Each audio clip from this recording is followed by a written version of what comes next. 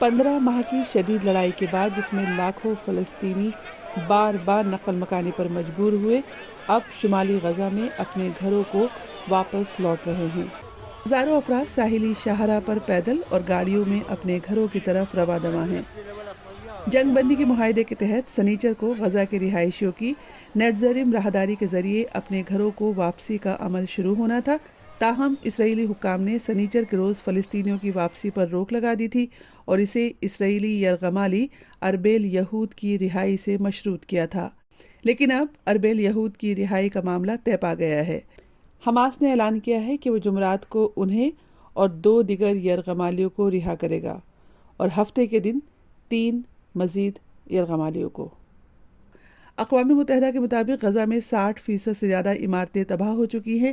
لیکن اب بھی 5 لاکھ سے زائد بے گھر افراد اپنے گھروں کو واپس جانے کی کوشش کر رہے ہیں، اگر وہ باقی ہوئے تو۔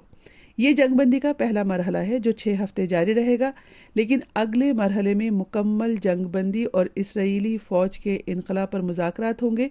جو کہ کہیں زیادہ مشکل ہوگا۔